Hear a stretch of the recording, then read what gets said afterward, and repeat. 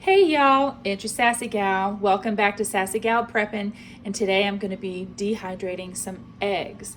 It is really simple, y'all. If you have a dehydrator and you have some kind of a tray, there are silicone ones. Mine came with these. These are just a plastic tray. I only have two, so I'm only going to be doing 2 trays today. So dehydrating eggs is a slow process for me, but I'm going to show you just how easy this is. If you've got a simple dehydrator like mine, and you've got a couple trays, you can do this.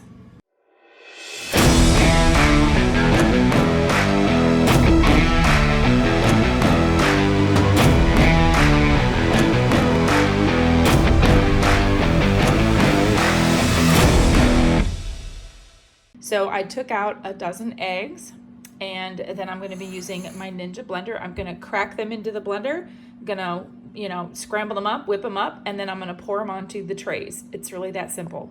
Something else I wanted to mention was to have an extra bowl so that you can throw your eggshells in there, and then you can save those so that you can make your own calcium powder.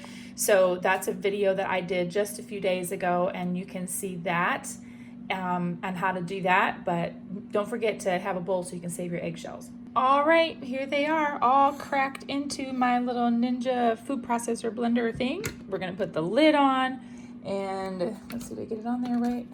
I'm gonna need 2 hands for this. And then we're gonna blend them up. Okay, I got them all whipped up, so I'm gonna take out the little blender here, and then we're gonna pour them onto the trays.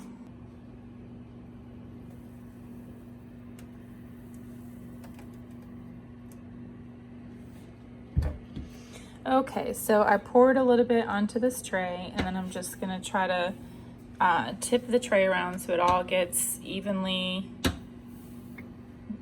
dispersed, evenly spread around.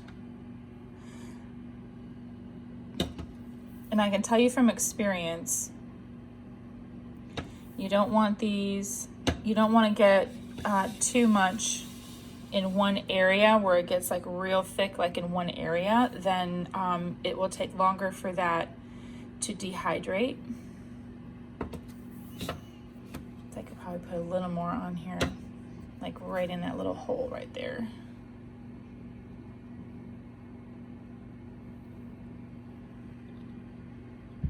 Yeah, see, I don't want it to get too much in one area, so I'm gonna try to swirl this around a little more.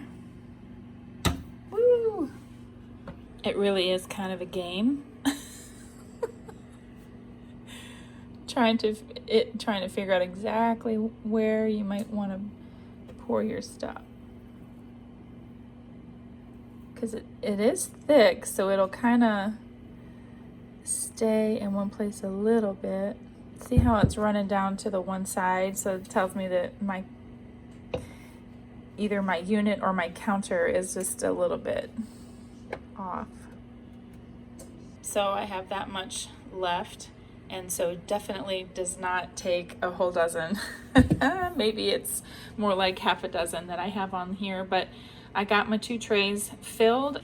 Then we're gonna make sure we have it set at the temperature. Now I'm doing mine at 145, and the last time I did this, it took approximately 9 hours, I think, at that temperature. There we go. I'm gonna plug it in, and we're gonna let it go all day while I go do other stuff. I'm gonna take a little bit of the leftover eggs, and I'm gonna scramble them up for breakfast. And then I'm just going to put the rest in a little jar and put it in the fridge, and we'll use it for another breakfast. Nom nom.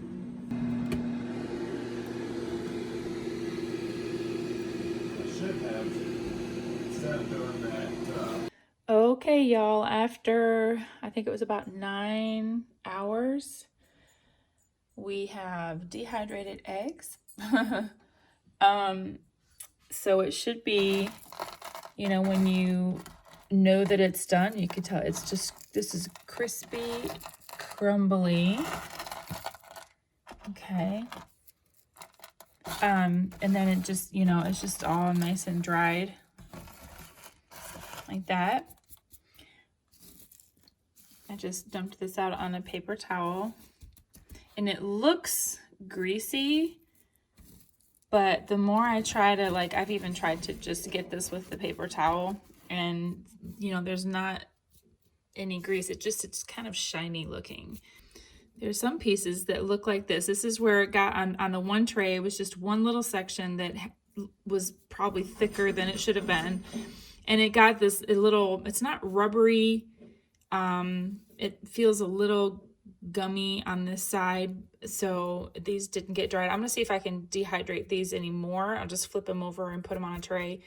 See if I can hydrate that down, but I'm not sure I can. It happened with my last batch too.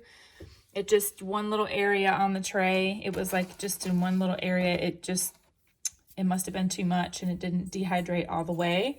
So I'll experiment with that a little bit more, but I think we're gonna just go ahead and get this in the grinder so that we can get it down into this jar. So now I've poured both trays into my Ninja blender here, and then we just blend them up.